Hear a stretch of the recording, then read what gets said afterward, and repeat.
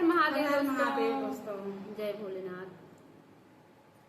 कुश के चटैया पर बैठे महादेव गौराया रजली है ठाड़ी ना। कुश के चटैया पे बैठे महादेव गौराया रजली है ठाड़ी ना। चलता ना शिव जी हमरे नाई हरवा बाबा मोरे गए कठान ना। चलता ना शिव जी हमरे नाई हरवा बाबा मोरे गए कठान ना। तनी बचन सुनी शिव जी उठी बोले। तनी बचनी सुन शिव जी उठी बोले। सुना गौरा बचन हमारी ना। नैहरे में लागल गौरा तोहर जे मनवा एक बाती देत्यू बताई ना।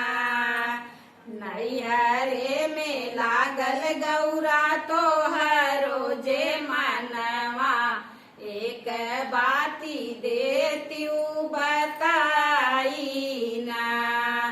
तोहरे ही बाबा गौरा सबके बोलावे। सबके बोलावे सबके नेवता पठावे। तोहरे ही बाबा गौरा सबके बोलावे। सबके बोलावे सबके नेवता पठावे। तोहरे ही बाबा गौरा सबके बोलावे। हमें नहीं नेवता भेजाए ना। तोहरे ही बाबा गौरा सबके बोलावे। हमें नहीं नेवता भेजावे ना। हम नहीं जब गौरा तोहरे नहीं हरवा। हम नहीं जब गौरा तोहरे नहीं हरवा। चाहे देबू के तनो रहनवाना। चाहे देबू के तनो रहनवाना। बिनु हो बोलाए जईबू नहीं हरवा। होई है तोहरा मनवाना। बिना हो बोलाए गौरा जाबू नाई हरवा।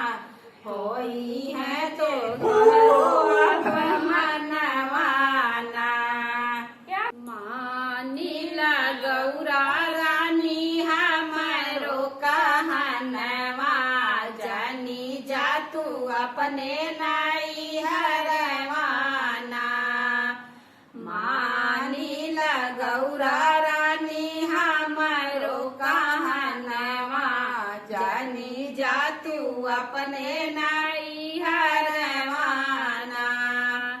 तनी बचनी गौरा सुनहु न पावे। तनी बचनी गौरा सुनहु न पावे। हम जाब अपने नाई हरवाना। चाहे नौलावे बाबा हमें नाई हरवा। बेली गनी भई धर्मवाना। चाहे ना बोलावे बाबा हमें नाई हरवा। बेटी कनी भई धर्मवाना।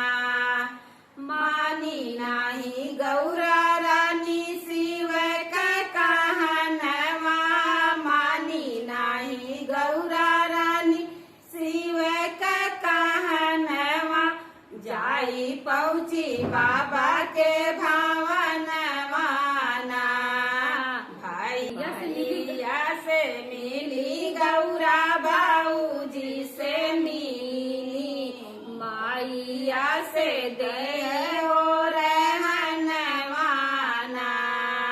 भैया से मिली गौरा बाऊजी से मिली माइया से दी हो रहनवाना सबके तू यज्ञ में बोलायो मोरी मैया हमें काहे नाही तू बोलायू ना सबके तू यज्ञ में बोलायू मोरी मैया हम काहे नाही बोलायू ना सब कया सनवा लगायू मोरी मैया शिव कया सनवा लगायू ना शिव कया सनवा लगायू मोरी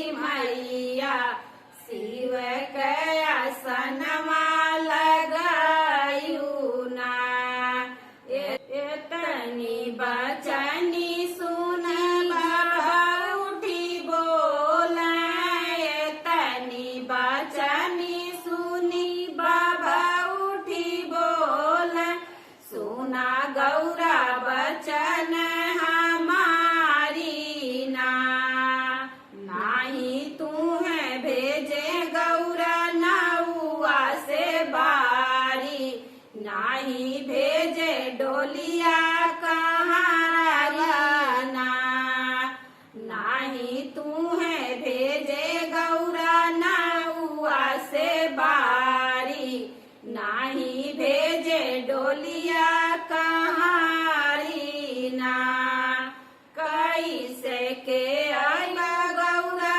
हमारी महलिया कैसे के आयु गौरा हमारी महलिया लौटी जाओ शिव के नगरिया ना नाही हम तू है गौरा नेवता पठाए नाही हम शिव के बोलाए ना नाही हम गौरा तू है नेवता पठायो नाही हम शिव के बोलायो ना एतनी बचन जब सुनी गौरा रानी एतनी बचनी जब सुनी गौरा रानी मन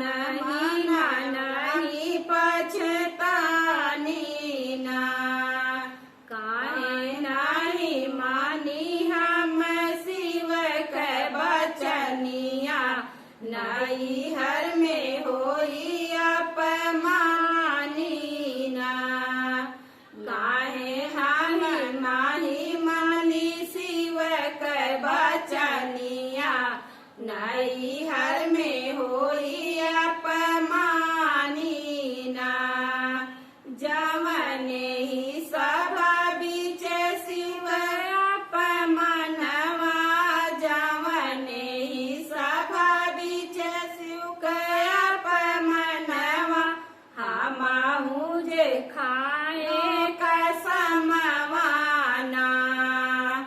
अग्नि में कूदी के देव परनवा निभैबे पत्नी धर्मवाना अग्नि में कूदी के